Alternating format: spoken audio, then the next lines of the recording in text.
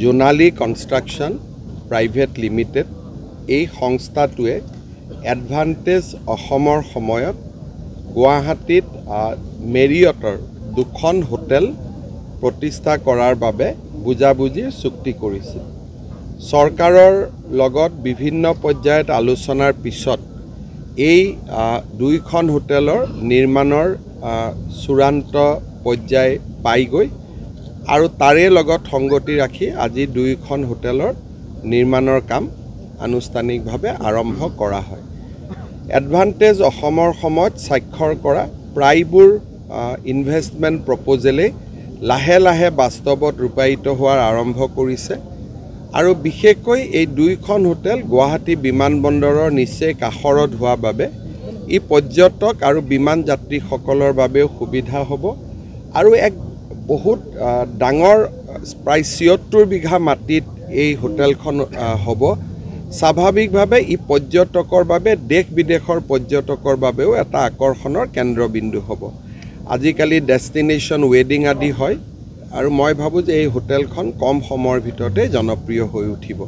মই পুনৰ এবাৰ এই জোনালী কনষ্ট্ৰাকশ্যনৰ পৰিচালন সঞ্চালক অনিল দাস ডাঙৰীয়াক অভিনন্দন জনাইছোঁ আৰু আমাৰ দুইখন হোটেল যাতে খুব সোনকালে নিৰ্মাণ হয় তাৰ বাবে মই আশা কৰিছোঁ। পঞ্চায়ত নিৰ্বাচনৰ কাউণ্টিং চলি আছে। গধূলিলৈকে হয়তো সম্পূৰ্ণ পিকচাৰটো আমি পাম। জিলা পৰিষদত বিজেপিয়ে ৩০০খনতকৈও অধিক আসন দখল কৰাৰ পথত আগবাঢ়িছে আৰু মই ভাবোঁ যে এটা কেতিয়াও নোহোৱা খুব সুন্দৰ ৰিজাল্ট এটা বিজেপি দলে কৰিব পাৰিব। কিন্তু আনুষ্ঠানিকতা এতিয়াও বাকী আছে কাৰণে গধূলি আমি দলৰ অফিচত পাৰ্টি অফিচত ৰিজাল্ট দিয়াৰ পিছত লগ পাম। তেতিয়া গোটেই ইলেকশ্যনৰ ৰিজাল্টটো আপোনালোকক আমি ভাল কৰি ব্যাখ্যা কৰিব পাৰিম। কংগ্ৰেছৰ শোচনীয় অৱস্থা কিয় হৈছে ইমান? সেইটোতো আপোনালোকে কংগ্ৰেছক সুধিব লাগিব। মইনো কংগ্ৰেছৰ অৱস্থা ভাল বেয়া কি চাওক, বিধানসভাত ইয়াতকৈ ভাল হ'ব। কিয় পঞ্চায়তটো গাঁও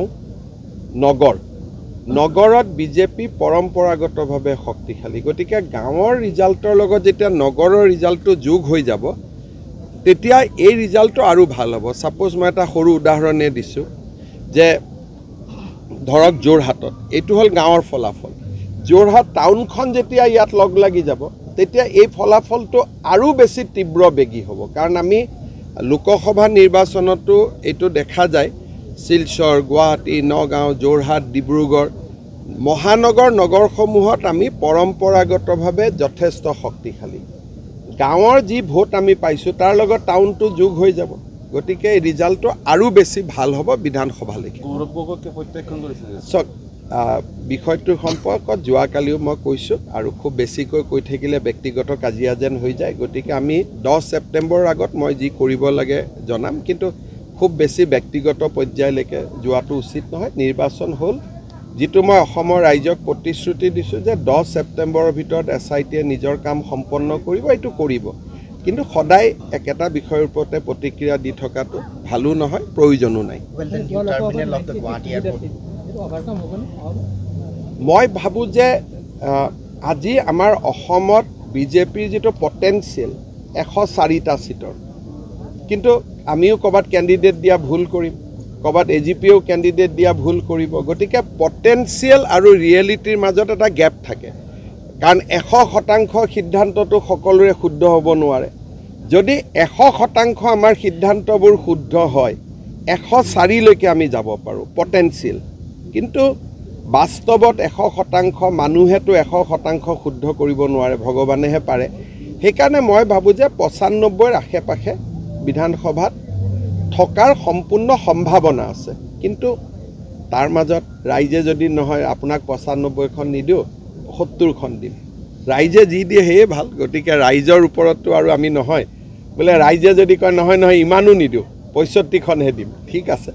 খালি ৰাইজক ক'ম যে চৰকাৰখন যাতে আমি বনাব পাৰোঁ। BTRত নিৰ্বাচনত আমি অকলে খেলিম, কিন্তু এইটো নহয় যে আমি গোটেইকেইটা ছিটতে খেলিম। যিমানটা ছিটত আমাৰ শক্তি আছে সিমান ছিটত আমি খেলিম। তাত 40টা ছিট, 40টাৰ কিমানটা ছিটত আমাৰ শক্তি আছে আমি 15 তাৰিখে মিটিং কৰিম।